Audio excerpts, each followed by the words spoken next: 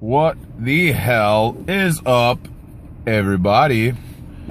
Mario Kaleo, and guess what? It's finally fucking Friday.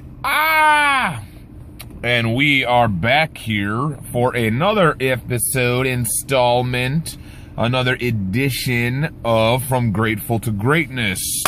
Every episode starts off with me being grateful, so I am grateful for my friends, my family, my girlfriend, everybody who follows me on Facebook and Twitter, all of you for taking the time to watch this video, and God and the universe for allowing your boy another day on this planet to talk to you.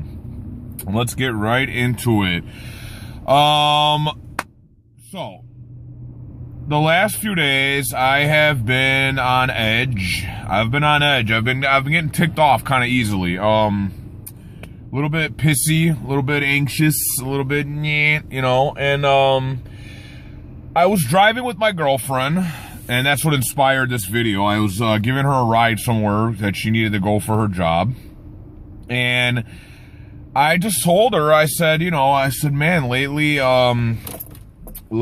I have just felt very on edge. I feel, a little bit like I'm getting mad about, stuff that isn't worth getting upset about, things like that. And that got me to thinking, do the people I look up to go through this kind of shit?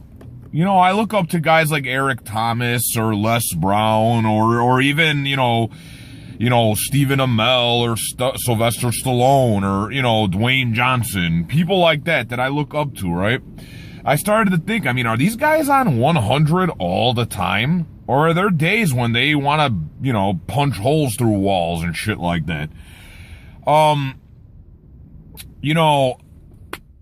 feel like I don't want to give you guys an inaccurate portrayal of who I am.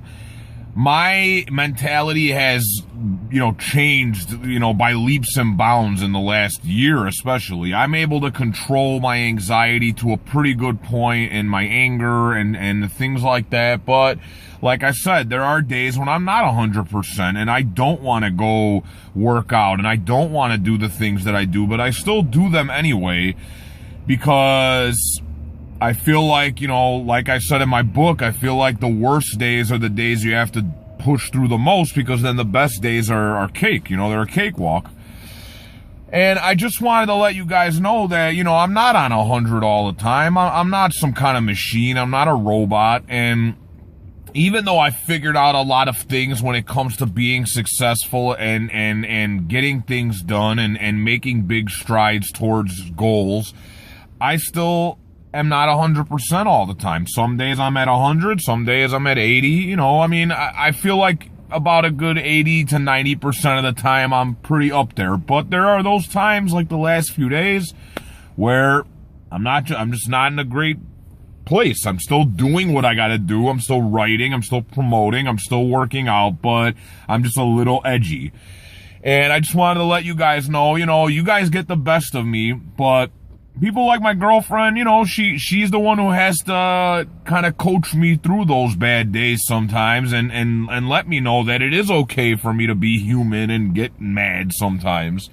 Sometimes, you get in that place where you're like, oh, I'm positive now and I don't want to be negative. And it's not being negative, it's just being human. And I also, just want to say that when it comes to these goals and these dreams, this shit ain't easy. It's not easy to stay on track. That's why a lot of people don't. It's not easy to keep your head in the game and stay, committed to things. But I feel like my fear of being average, my fear of being mediocre is greater than my fear of failure.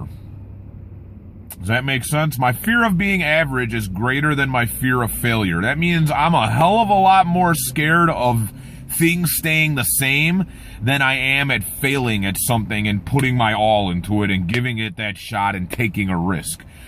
I'm not content with where my life is at.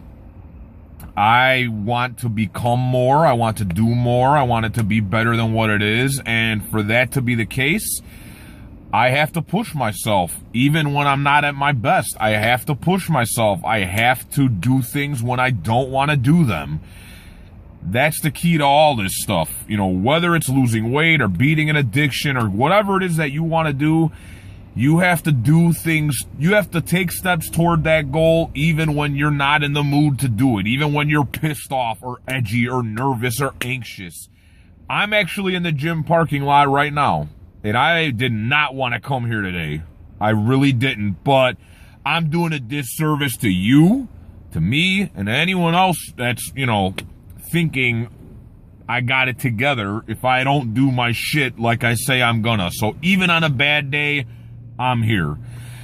But yeah, that's really it. I mean, that's what spawned this whole little video real quick. I just was thinking, man, I wonder if these guys go through this kind of shit. I mean, I would imagine they do. They're human, but you don't really see them talk about it. They're always kind of like on the, you know, look at everything as fantastic kind of way. And I've been always credited for being real. My book is 100% real. If you've read it yet, you know that. And if you haven't, go freaking get it already. I've said it all before on Amazon.com.